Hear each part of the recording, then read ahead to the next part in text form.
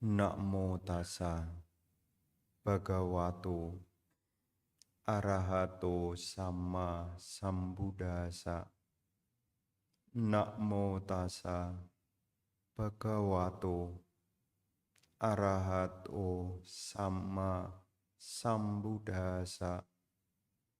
Namo tassa bhagavato arahato sama sambuddhassa. Wacang manancak panidaya sama kayena papani aku bamanu bahu anak panang garama wasento sadu mudu sangwi bagi wadanyu etesu damesu tito catusu dame tito paralokang nak bayeti.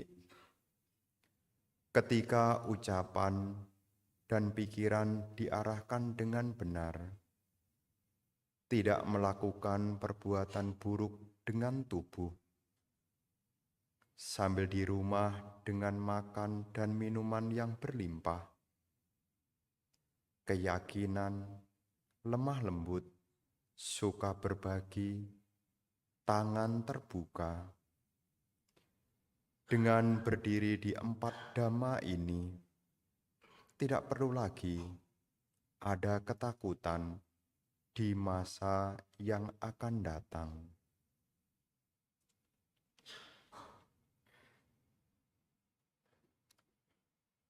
Para Bapak, Ibu, saudara-saudari sekalian, selamat pagi, terpujilah Sang Buddha, Namo Buddhaya.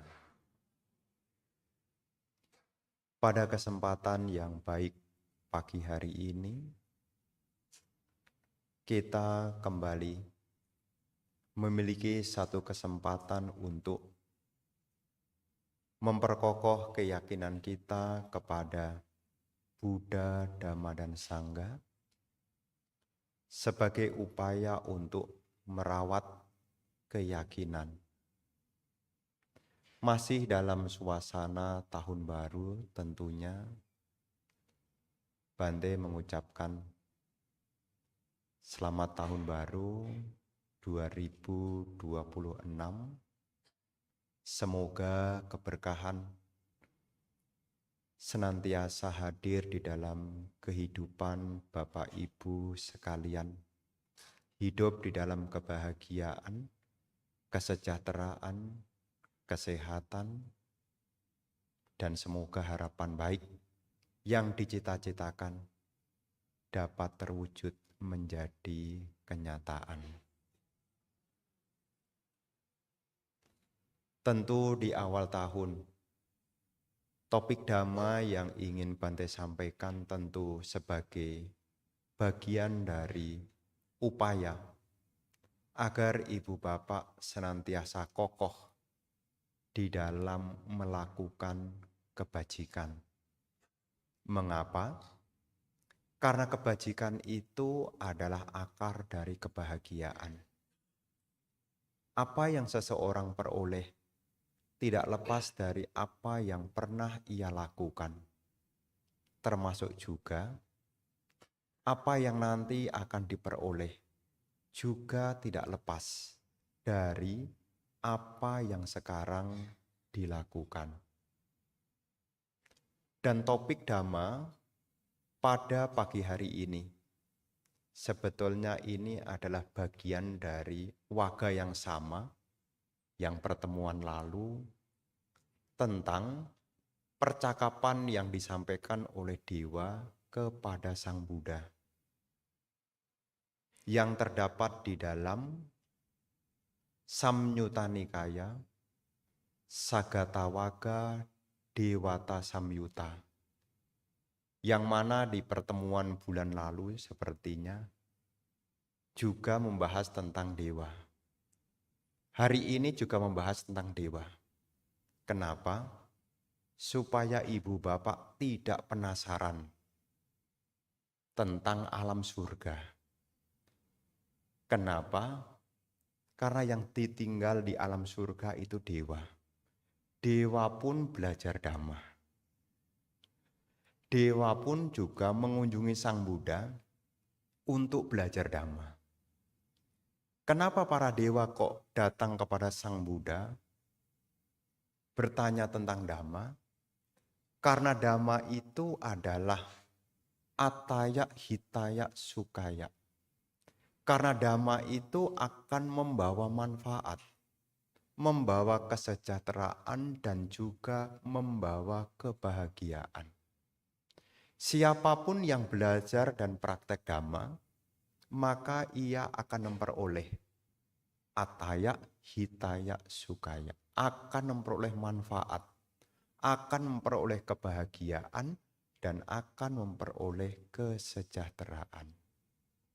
Nah, di dalam Dewata Samyutta ini, dewa bertanya kepada Sang Buddha. Apa pertanyaan yang disampaikan oleh dewa kepada Sang Buddha? Pertanyaan ini tidak lepas dari apa yang dewa sering lihat tentang keberadaan manusia yang diliputi dengan ketakutan dan kekhawatiran. Apa yang ditanyakan oleh dewa? Ini saya baca dulu bahasa palinya. Ya, supaya ibu bapak sedikit banyak ya tahu bahasanya zaman Sang Buddha. Nah, di sini dewa bertanya kepada Sang Buddha. Pertanyaannya adalah King Suda Bita Janata Aneka. Mengapa banyak makhluk hidup dalam ketakutan? King Suda, mengapa? Bita ini adalah ketakutan. Janata makhluk. Aneka ya beragam. Jadi banyak makhluk mengapa diliputi dengan ketakutan. Mago caneka yatana pawuto. Ketika jalan telah dibabarkan dengan banyak landasan. Jadi para dewa itu sebetulnya melihat kenapa manusia ini kok kegelisahan? Ada. Padahal ajaran-ajaran telah ditunjukkan untuk bisa membebaskan dari kegelisahan. Mengapa? Dewa ini bertanya, mengapa? Makhluk-makhluk ini kok masih diliputi dengan kegelisahan padahal Dhamma telah diajarkan beraneka ragam. Kemudian dewa itu melanjutkan dengan pucami tang gotamo buripanyo. Pucami tang. Aku bertanya kepadamu. Pucami itu artinya bertanya. Mi itu saya. Ya. Pucami tang gotamo. Saya bertanya kepada Gotama yang maha bijaksana. Yakni Bahupurinyo. Ya, Buripanyo. Ya, buri itu luas. Ya, panya itu bijaksana. Jadi dewa ini bertanya.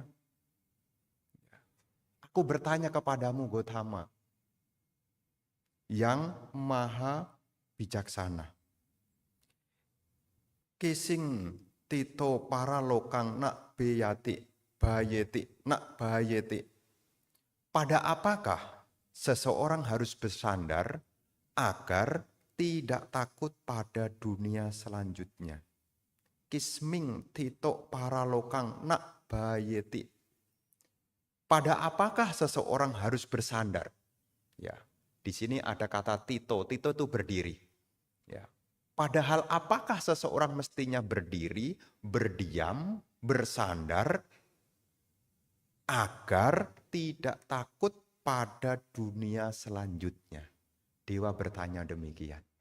Ya, kita ini kan kadang-kadang juga timbul takut juga, gelisah. Mestinya bersandar pada apa? Supaya kita tidak khawatir, tidak gelisah untuk yang akan datang. Para lokang, para itu lain, loka dunia. Ini kadang-kadang diterjemahkan sebagai dunia selanjutnya. Para lokang. Nah, di sini dewa bertanya, harus bersandar pada apa? supaya tidak ada ketakutan. Jadi di dalam suta ini menjadi bentuk dari pembekalan kita di awal tahun. Siapa tahu nih, tahun kan bertambah. Kalau tahunnya bertambah, tidak hanya saldonya yang bertambah, tapi juga umurnya bertambah. Kerutnya bertambah, ubannya bertambah. Kalau kerutnya bertambah, ubannya bertambah, apalagi yang bertambah, berat badannya bertambah. Tetapi kalau umurnya ini mengalami penambahan, ada yang bertambah. Tetapi ada hal yang berkurang yang membuat kita jadi khawatir. Nah, sehubungan dengan hal ini, supaya kehidupan kita tidak ada lagi ketakutan, tidak ada lagi kegentaran. Apa yang mesti kita latih? Karena di dalam Dhamma itu untuk mendapat sesuatu itu bukan dengan meminta, bukan dengan berdoa, tetapi harus melakukan sesuatu. Bagaimana caranya agar kita tidak takut? Apa yang harus kita lakukan? Karena Dhamma ini adalah petunjuk. Setelah didengarkan, Dhamma ini mesti dilakukan. Makanya dalam keyakinan kita ini, setelah kita mendengar Dhamma, maka kita harus merujuk tentang apa yang mesti saya lakukan. Supaya kehidupan saya ini tidak takut, apa yang mesti saya lakukan? Dan Sang Buddha menjawab pertanyaan itu yang pertama. Yang pertama di sini disebutkan. Ini kalimat yang pertama. Wacang manancak panidaya sama. Wacang itu ucapan. Manancak itu artinya mana dan encak. Ya, mana pikiran. Jadi ucapan dan pikiran panidaya sama. Panida. Ini artinya diarahkan. Sama artinya benar. Sama artinya selaras. Jadi supaya kita tidak mengalami ketakutan, maka pikiran dan ucapan kita mesti kita latih dengan benar. Jadi supaya kita tidak khawatir, tidak takut untuk masa yang akan datang. Masa yang akan datang itu tidak hanya nanti lahir kembali ya. Masa yang akan datang itu meliputi esok, lusa, minggu depan, bulan depan, tahun depan, 5 tahun mendatang, 10 tahun mendatang, 20 tahun mendatang. Ya, ini adalah masa depan. Jadi supaya kita tidak takut, apa yang harus kita lakukan? Di dalam suta ini kita mesti ingat, yakni mengarahkan panik daya sama, mengarahkan dengan benar, yakni wacang manancak. Kita latihan untuk berpikir yang benar dan berlatih ucapan-ucapan yang benar. Jadi supaya kita tidak takut, maka yang kita latih di poin yang pertama ini adalah memiliki ucapan dan pikiran yang benar. Karena kadang-kadang kita dibuat khawatir, dibuat takut bukan oleh pihak lain, tapi salah mikir dan salah ngucap. Ngucapnya salah, mikirnya salah, harapannya benar. Dari mana? Ya kan? Ngucapnya salah, mikirnya salah, tapi harapannya semoga yang baik-baik saja. Semoga saya berbahagia, semoga saya tidak punya musuh, semoga saya tenang. Mungkin enggak? Kalau ucapannya sama pikirannya buruk, mungkin enggak? Tidak. Jadi Sang Buddha membekali kepada dewa itu supaya dewa itu tidak lagi ragu, maka Dhamma ini bisa direnungkan. Oh, sejauh ini kalau saya gelisah, saya khawatir, takut, maka yang ditata adalah ucapan dan pikiran kita. Jangan menata pikiran orang lain. Apalagi mengharapkan ucapan orang lain. Ya Bante, mestinya saya bisa tenang loh Bante kalau dia tidak ngomong begitu. Ya. Semestinya saya tenang Bante. Kalau dia tidak mikir seperti itu, saya semestinya juga tenang-tenang aja. Tidak mungkin Ibu Bapak. Kita tidak mungkin bisa menata orang lain. Tetapi dengan kita menata diri sendiri dulu, maka akan berpengaruh kepada yang lain. Kadang-kadang kita berpikirnya terbalik. Mengatur orang lain untuk merubah diri sendiri. Yang semestinya adalah kita menata diri sendiri, nanti akan dengan sendirinya berpengaruh kepada yang lain. Kalau pikiran kita dulu yang benar, ucapan kita dulu yang benar, maka nanti orang di sekitar kita pun juga akan benar juga. Kenapa? Karena kita telah menjadi bagian yang berpengaruh dalam dirinya. Bagaimana caranya Bante? Supaya saya pikirannya jadi benar.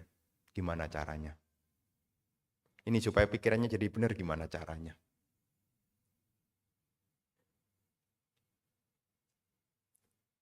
Sebetulnya caranya ada di bawah.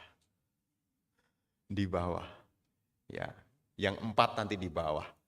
Ya, jadi cara yang mesti kita latih adalah bagaimana pikiran kita jadi benar. Ini adalah pikiran yang bebas dari keterikatan dunia.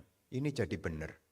Kalau kehidupan kita masih terikat pada kesenangan indria, pikiran kita jadi tidak benar. Tanhayak jayato soko, tanhayak jayato bayang, tanhayak wipamuta saknati suko kuto bayang. Selama masih ada kesenangan-kesenangan dalam diri kita akan masih diliputi dengan kesedihan.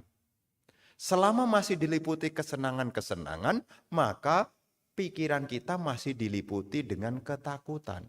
Tanhayak jayato soko, soko itu sedih. Tanhayak jayato bayang, bayang itu takut. Selama masih ada kesenangan-kesenangan ini tidak kita tata dengan baik, maka pikiran kita selalu digantui dengan kesedihan dan ketakutan. Bukan yang luar yang berubah, tetapi karena kita tidak berlatih. Melatih melepaskan kesenangan-kesenangan. Contohnya bagaimana? Anda dalam harian bisa mengawali dulu hari dengan menenangkan diri 5 menit dulu. Atau 10 menit, syukur-syukur 1 jam. Syukur-syukur. Duduk dulu menenangkan dulu. Jangan baru tidur, kemudian bangun lagi, kemudian buka HP. Baru tidur, bangun lagi, buka HP. Tidak bisa tidur. Kenapa? Ternyata yang dibaca itu berita-berita yang khawatir-khawatir. Mau tidur, pengen buka lagi, dicek lagi, tidur lagi, cek lagi. Maka ada waktunya ibu bapak untuk apa? Yaitu sebelum mengawali hari sangat baik sekali. Yakni melepaskan dulu kesenangan. Kan salah satu sumber kesenangan kita kan HP. Jadi sebelum tidur, ya sebelum tidur. Setelah bangun maksud saya, setelah bangun, ya tenangkan dulu. Jangan kemudian langsung nanti kalau Anda langsung pegang HP, langsung lihat menu-menu harian. Mengerjakan ini, ngerjakan ini. Banyak sekali yang mesti saya kerjakan hari ini. Pagi hari yang mestinya diawali dengan pikiran yang baik, menjadi pikiran tidak baik. Kadang-kadang tidak disadari. Maka cara untuk menumbuhkan pikiran kita dengan benar, ya awali dengan pikiran yang tenang dulu. Lepaskan dulu dengan kesenangan-kesenangan sementara waktu. Ini pikiran benar. Pikiran benar ini adalah pikiran yang bebas dari kebencian. Kalau ada hal yang kurang berkenan, latihanlah untuk melepaskan. Ya, melepaskan. Nah, ini urusan pikiran. Kalau yang senang juga jangan berlebihan. Kalau yang tidak menyenangkan, disimpan juga jangan lama-lama. Nanti pikiran kita baru awal hari sudah diliputi dengan ketakutan. Makanya ada waktunya ya, kalau masih memungkinkan, ya sebulan sekali ikut meditasi. Supaya apa? Selama 1 hari itu minimal kita bisa lepas HP. Meskipun sore diambil lagi ya. Nah, jadi kita bisa sore diambil lagi masih bisa. Tapi selama 1 hari ini kita tidak bersinggungan dengan hal-hal yang menimbulkan kesenangan, hal-hal yang menimbulkan ketidaksenangan. Inilah ada kesempatan, ya kalau masih ada waktu dan masih ada tempatnya, ya bisa ikut. Tapi kalau tidak ada waktu, tidak ada tempatnya, ya adu karma lah ya.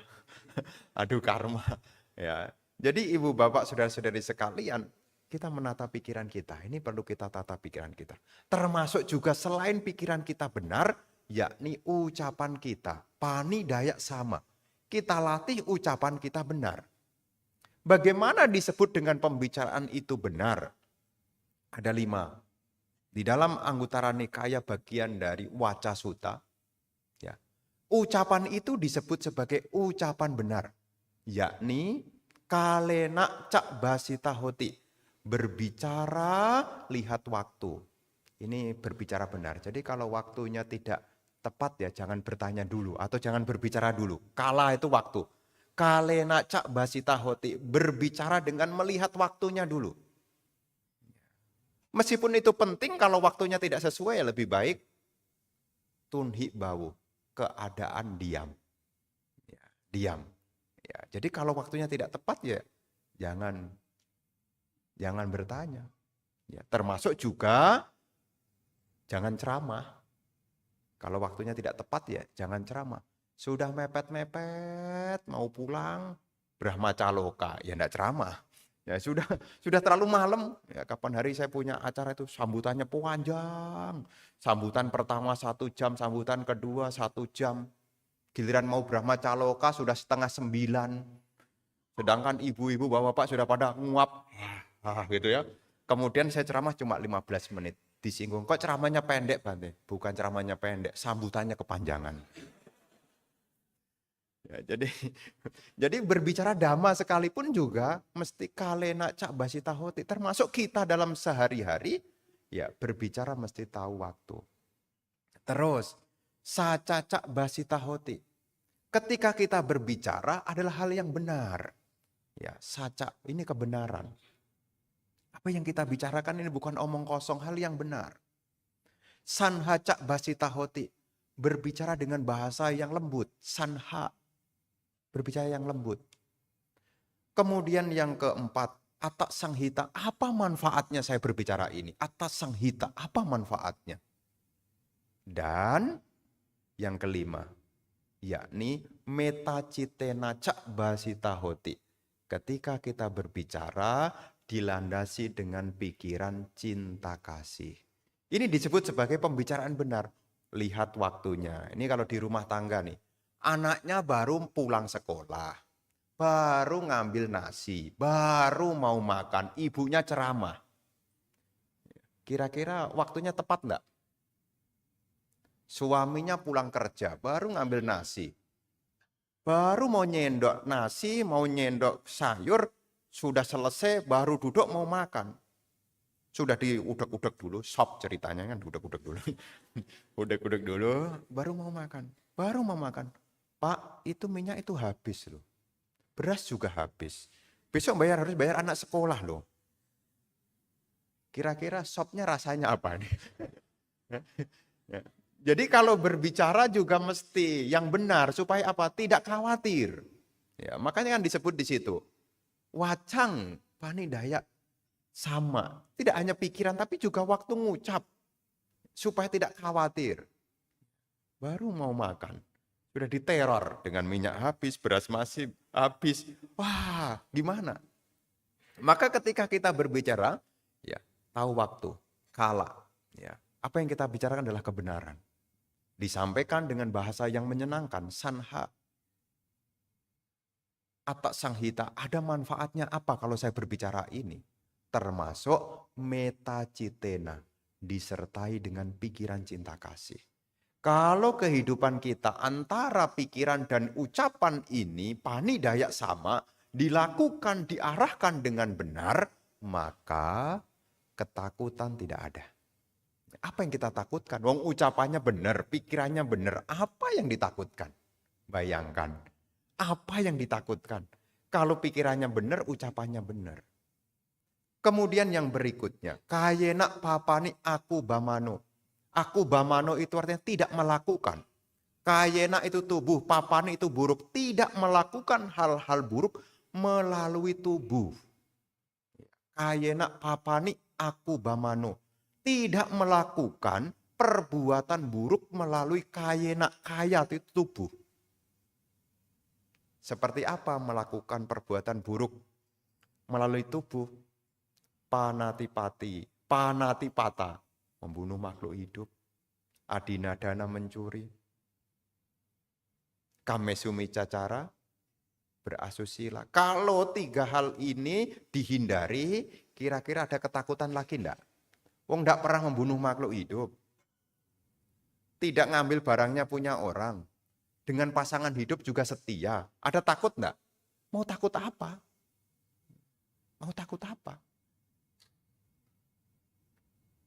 Jadi kita tidak perlu takut kalau pikiran, ucapan, dan perbuatan kita sudah kita arahkan dengan benar.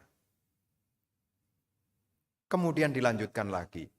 Bahu anak panang ahara gama wasanto. Ya, bahu itu artinya banyak, luas. Anak panang n-nya itu 2 ana. Kalau ana 1 itu napas. Kalau an n2 namanya minuman. Pana itu makanan. Ya. Ketika makanan dan minuman di rumah yang berlimpah. Jadi ini belum titik ya. Jadi ini belum titik, bukan berarti pantas Bante dia tidak takut soalnya makanan minuman di rumah berlimpah. Ya bukan di sini, bukan titik. Artinya masih ada lanjutannya. Ketika ia berada di rumah yang di dalam rumah itu ada makanan dan berlimpah, dia mengembangkan 4 hal lanjutannya. Sado, mudu, sang wibagi, dan wadanyu. Ya, jadi ketika kondisinya sejahtera, makanan dan minuman ini ada, bahu anak panang, gara wasento, gara itu rumah, wasento itu berdiam. Jadi ketika dia diam di rumah yang ada banyak makanan dan minuman, dia mengembangkan 4 landasan, yakni sado, mudu, sang wibagi, wadanyu. Ya. Sado itu apa? Diam di rumah dengan memiliki keyakinan. Sado, keyakinan. Dia di rumahnya itu dia diam dengan menjaga kualitas, yaitu punya keyakinan. Apa itu keyakinan? Keyakinan itu di sini adalah mengacu kepada dia telah mengenal dekat tentang apa itu Buddha, apa itu Dhamma, dan apa itu Sangha. Jadi dia sudah mengenal dekat. Ya, makanya kan sebutannya orang yang duduk dekat dengan sang guru namanya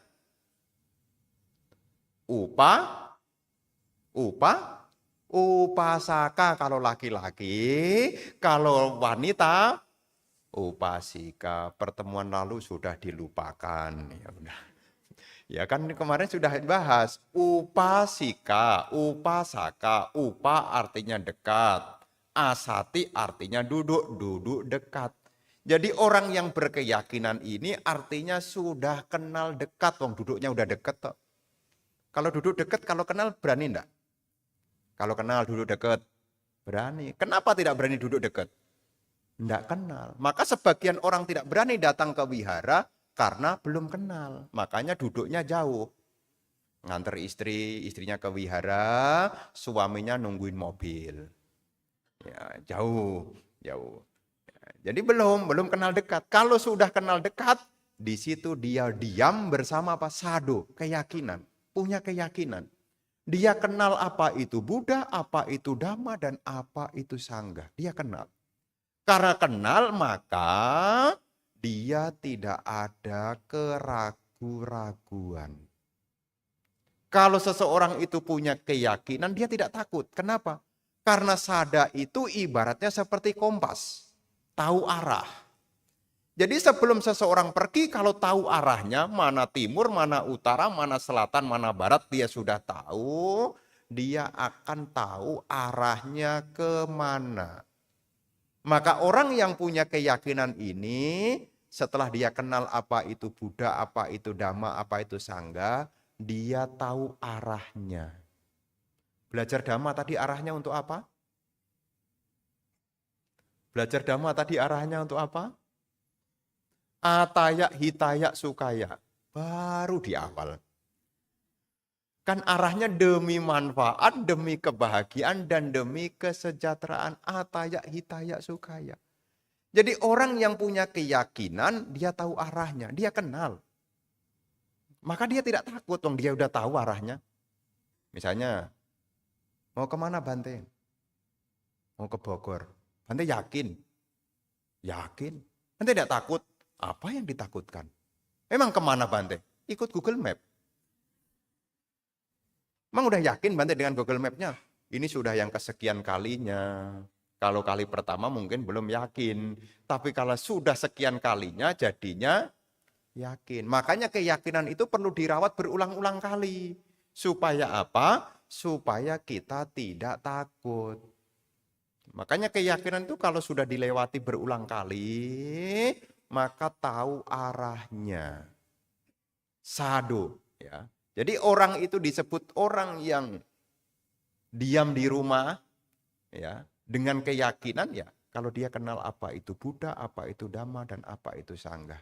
Dan keyakinan ini adalah landasan, seperti yang penjelasan yang lalu. Ya. Ingat penjelasan yang lalu? Yang pertanyaan dewa juga. Apakah kekayaan yang paling berharga?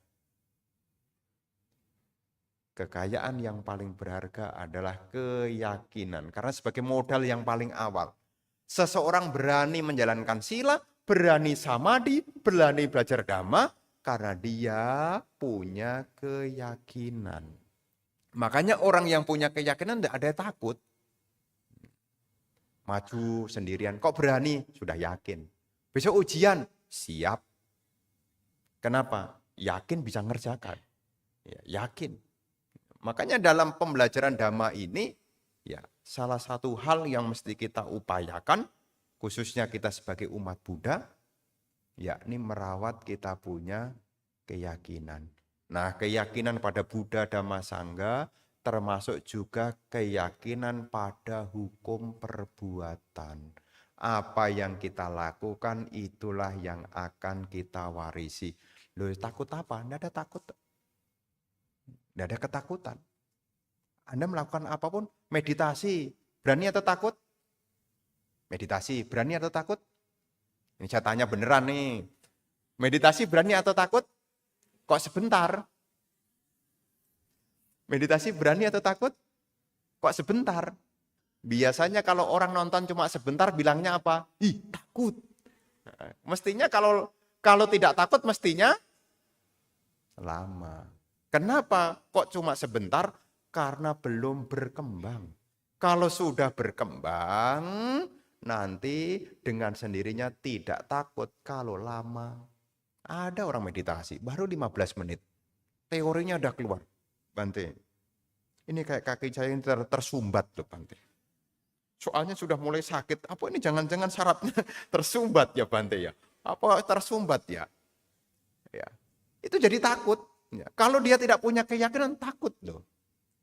Makanya pemahaman ini perlu diperluas supaya apa? Apa yang kita jalani sekarang kita tahu arahnya, tahu tujuannya. Maka di dalam pelajaran Dhamma itu selain kita mendengar, ada waktunya kita juga harus bertanya. Supaya apa? Supaya keyakinan yang sudah ada ini semakin berkembang. Hanya untuk sekarang kayaknya belum ada jadwal Dhamma kelas. Jadi sekarang jadwalnya Dhamma di sana dulu. Biasanya dimanfaatkan oleh umat Buddha itu kalau waktu meditasi isinya malah bukan meditasi, kelas Dhamma. Tanya jawab. Yaitu sebagai bagian apa? Bagian juga untuk merawat keyakinan juga. Nah, ini yang perlu diupayakan yang pertama. Selain Anda punya pikiran baik, ucapan baik, perbuatan baik, ketika di rumah dengan makanan dan minuman yang berlimpah, Anda patut menjaga sado, keyakinan. Yang kedua adalah mudu. Mudu itu artinya lemah lembut. Ya, orang tidak akan takut kalau dia punya mudu, lemah lembut. Mudu itu lemah lembut. Kalau diserap bahasa Indonesia menjadi muda. Muda itu artinya lembut, lunak, bisa dibentuk. Ya. Maka seseorang itu tidak akan takut, tidak ada khawatir, dan bisa membentuk apa yang dikehendaki kalau dia punya kelembutan hati, mudu. Ya. Orang tidak bisa diubah kalau dia keras. Makanya ada sebutannya orang yang tidak bisa diubah, sebutannya keras. Keras kepala, ada keras batu. Ada keras apa lagi ya? Keras banget. Ya. Bante dia tuh keras sekali, Bante, tidak bisa diubah. Dinasihati sulit juga, Bante. Nah, orang yang keras-keras begini, ini nanti akan terhambat. Makanya yang kedua ini disebutkan kualitas batin yang bisa membebaskan dari ketakutan kalau seseorang itu punya mudu. Mudu itu lembut. Ciri orang lemah lembut bagaimana? Ciri orang lemah lembut bagaimana? Bukan suaranya lembut. Dari sana. Udah berapa lama di sini? Bante dia itu lemah lembut tuh, Bante. Bukan, yang dimaksud orang yang punya kualitas lemah lembut itu bukan yang bicaranya halus lembut, bukan. Ciri dari orang yang lemah lembut itu adalah orang yang mau mendengar. Jadi orang ngomong apa dia mau dengerin. Karena dari mendengarkan itu, orang itu bisa berubah. Nah, orang yang keras kepala itu adalah orang yang susah dengar. Susah dengar. Tidak mau dengerin, susah dengar. Jadi mungkin ininya terlalu banyak ya, tebel, jadi tidak bisa masuk-masuk ya. Jadi mungkin kalau Anda punya saudara yang agak-agak keras kepala, diajak ngecek ke THT. Siapa tahu ada yang keras dengar sehingga tidak bisa masuk. Ya, tidak bisa masuk. Jadi ciri yang pertama orang yang mudu, lemah lembut, dia mau mendengar. Artinya apa? Mau dinasehati. Orang yang mau dinasehati, dia tidak takut. Kenapa? Setelah dapat informasi, dia jadi paham, bukan hampa. Jadi ciri yang pertama ini kalau orang lemah lembut itu ya mau dengerin. Bukan hanya lemah suaranya atau lembut suaranya, tapi dia bisa meluluhkan hatinya. Bisa mau mendengarkan. Kira-kira Bapak Ibu siap mendengarkan nasihat orang lain? Nah, bagus, berarti Anda nanti akan berkembang. Tapi tunggu dulu, Bante. Nah, itu nanti agak terhambat sedikit nanti ya. Jadi mudu ini adalah mau mendengar. Nah, selain dia mau mendengar, orang yang punya kelemah lembutan itu, kalau dia beda pendapat, dia mau mencoba mengerti. Ini ngomong ini ngomong ini. Tidak ada harga pokoknya. Tapi dia mau mengerti dengan bertanya. Misalnya beda pendapat. Bukan pendapatan ya, beda pendapat. Beda lagi ceritanya. Pendapat sama pendapatan itu beda artinya. Kalau sudah beda pendapat, orang yang lemah lembut itu mau mengerti. Sebetulnya dia ngomong ini tujuannya untuk apa ya? Itu Anda ciri orang yang lemah lembut. Ya. Kalau orang ngomong begini, suami istri ngomong begini, kemudian kok dia ngomong begitu ya? Maksudnya apa ya? Jadi dia ngomong ini berusaha untuk dimengerti. Makanya kalau waktu rapat gitu, ya kadang-kadang saya rapat, penutup dulu atau nama karapata dulu. Kalau penutup dulu, nanti MC-nya didengerin. Nama karapata ngikutin. Terus kalau nama kara dulu baru penutup, MC-nya ngomong, umatnya sudah bubar. Kira-kira nama kara dulu atau penutup? Jadi saya mendengarkan dulu.